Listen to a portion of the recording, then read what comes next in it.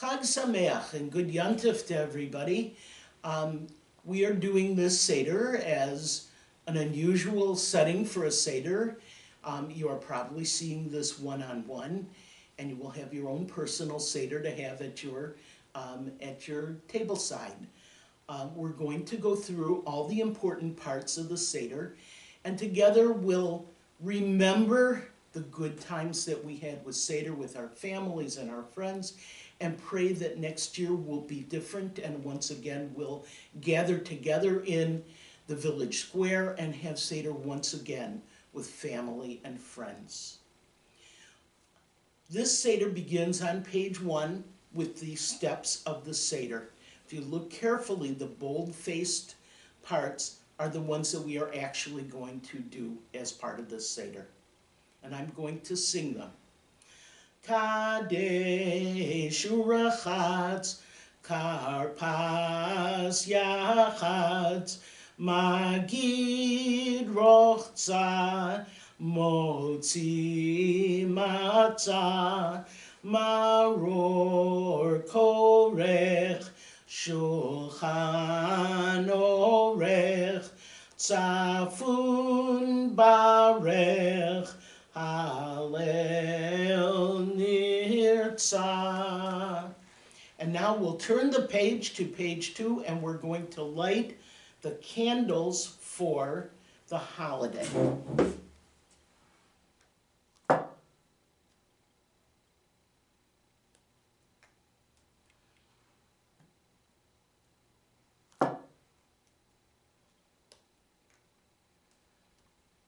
And we can say together the blessing over the candles. Baruch atah Adonai Eloheinu melech haolam asher kiddushanu b'mitzvotav v'tzivanu lahadlik ner shel yom tov. Praised are you, Lord our God, ruler of the universe, who has made us holy by his commandments, and has commanded us to kindle the lights of the holy day.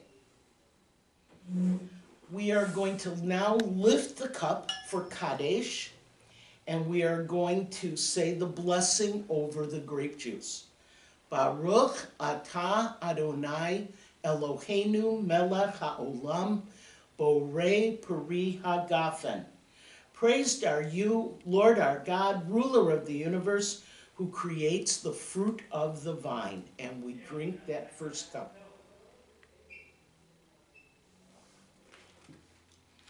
Now we turn to the third page, and we will have the karpas, the green vegetable, which represents the coming of spring and also was a Roman custom. We take that vegetable, we dip it in the salt water, and we say the blessing. Baruch atah Adonai Eloheinu melech haolam borei peri ha'adamah. Praised are you, Lord our God, ruler of the universe, who creates the produce of the earth. And we eat.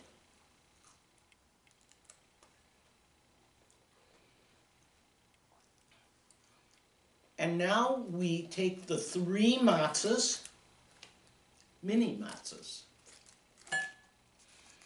And at the bottom of page 3, it says the middle matzah is broken in half, and we're going to break that in half.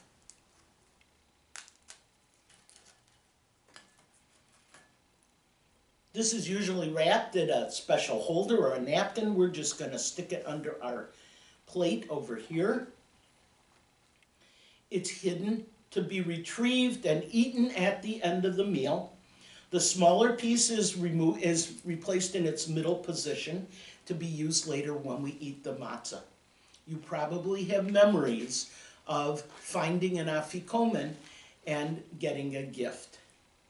And now we're going to turn to the next page, page 4, and we're going to cover the matzah, and you're going to have a refill on your cup if you would like. And the youngest person, if there were a youngest person, is going to ask the 4 questions. So I will be your youngest person. Page 4. I'm going to sing this to the traditional Talmud chant that perhaps you heard growing up. Ma nishtana halayla hazeh mikol halelot shebechol halelot anu ochlin chametzu matzah halayla hazeh kulo matzah. Page 5. Shebechol halelot anu ochlin she'ar yirakot halayla hazeh maror. Shebechol halelot ein anu matbilin afilu pa'am echat halayla hazeh shtei fe'amim. Page 5. Shebechol halelot anu ochlin ben yoshvin uvein mesubin halayla hazeh kulanu mesubim. And now I'm going to read them in English, starting on page 4. Why is this night different from all other nights? On all other nights, we can eat bread and matzah. Tonight, we can only eat matzah. Page 5. On all other nights, we can eat any vegetable. Tonight, we must eat the bitter herbs, the maror. On all other nights, we do not dip herbs even once. Tonight, we dip twice. Page 6. On all other nights, we eat either sitting or reclining. Tonight, we all recline. And now on page 6, we're going to begin the answer. I'm going to uncover the matzah, and we're going to sing Avadim Hayinu. Avadim Hayinu, Hayinu. Ata b'nei chorin, b'nei chorin. Avadim hayinu. Ata b'nei chorin. Avadim hayinu. Ata b'nei chorin, b'nei chorin. And now we continue on page 7, where we talk about the 4 children. We're going to read from the English. The Torah speaks of 4 types of children: a wise child, a rebellious child, a simple child, and a child who does not know how to ask a question. Chacham mahu omer. What does the wise child ask? What is the meaning of the rituals, the practices, and laws which the Lord our God has commanded us? Which was in Deuteronomy chapter 6. Can turn the page to page 8. You will explain to this child all the laws of Passover, all the way to the last detail, which is that we do not eat after the afikomen is eaten. Rasha mahu omer. What does the rebellious child ask? What does the Seder ritual mean to you? That's a quote from Exodus. By using the expression "to you," this child has removed himself from the community and denies God's role. You should make him uncomfortable by saying, "We do this because of what God did for me when I came out of Egypt."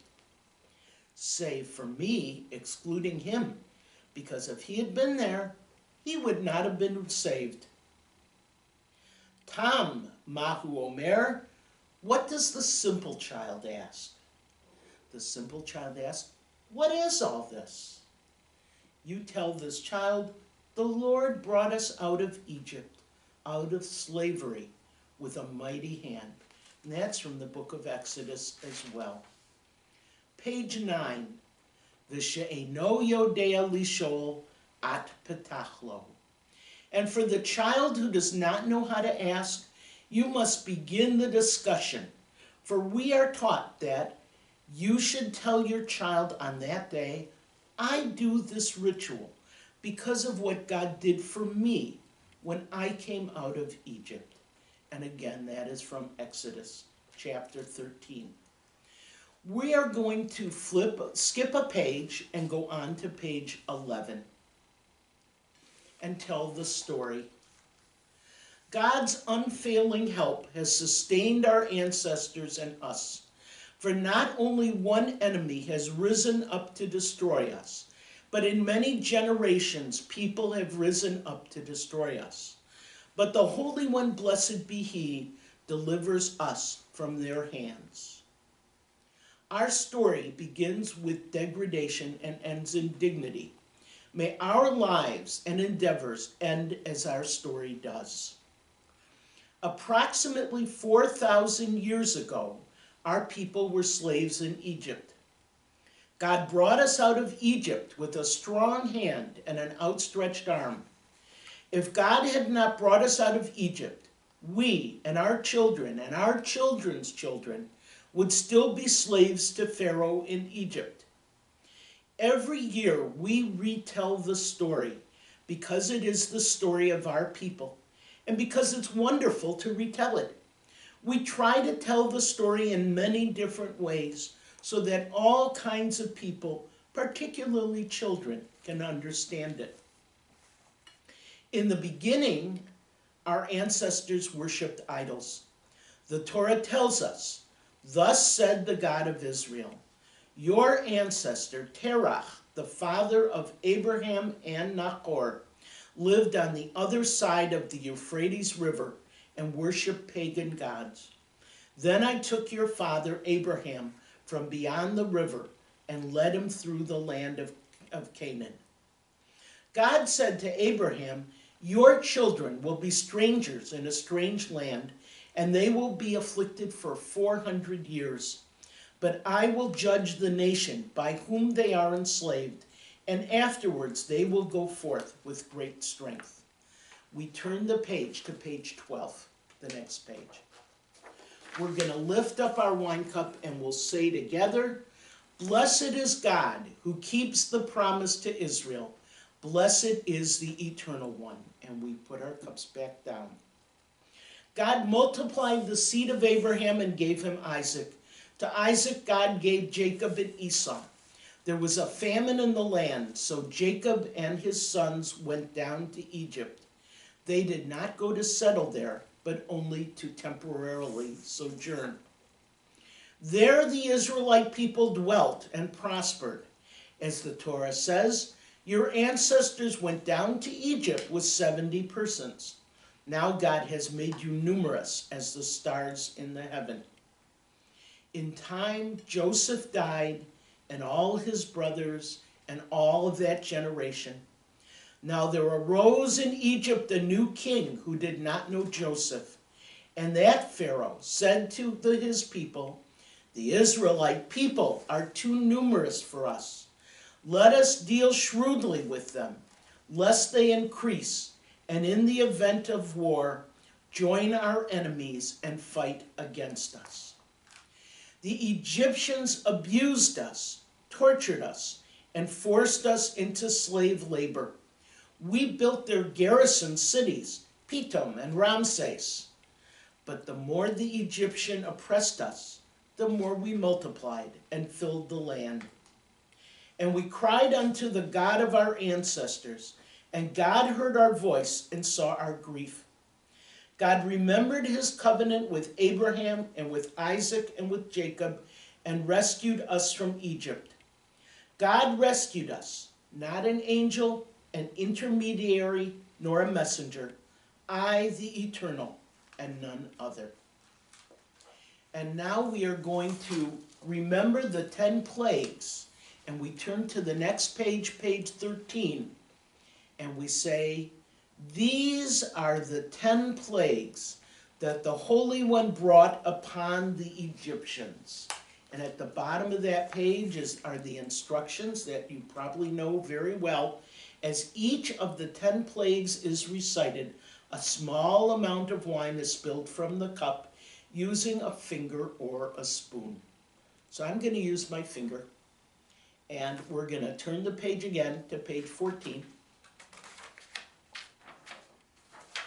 And we're going to go through these. I'm going to do them in Hebrew, and then we'll go through them in English as well without dropping from a cup. Dam, Tzvardeya, Kinim, Arov, Dever, Shchin, Barad, Arbe, Choshech, Makat Bechorot, blood, frogs, lice, wild beasts, cattle plague, boils, hail, locusts, darkness, Makat Bechorot, the killing of the firstborn.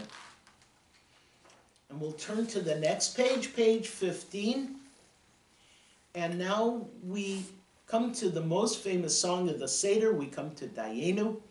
And it says, we are thankful for each favor that God bestowed on us from when he took us out of Egypt to the building of the temple. And we only have a small part of Dayenu on our page, but please sing with me. Kama ma'alot tovot lamakom aleinu.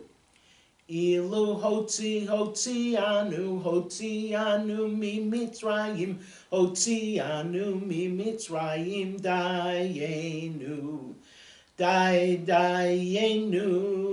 dayenu, dayenu, dayenu, dayenu, dayenu,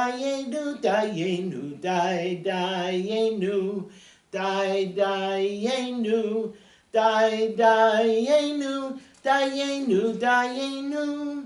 Ilu natan lanu et ha-Shabbat, natan lanu et ha-Shabbat, dayenu, dayenu, dayenu, dayenu, dayenu, dayenu, dayenu, dayenu, dayenu, dayenu, dayenu, dayenu, page 16. Ilu natan lanu et ha-Torah, natan lanu et ha-Torah, dayenu, dayenu, dayenu, dayenu, dayenu, dayenu, dayenu, dayenu, dayenu, dayenu, dayenu, dayenu. And now in the middle of page 16, we are going to remember the major symbols of the Passover Seder. Rabban Gamliel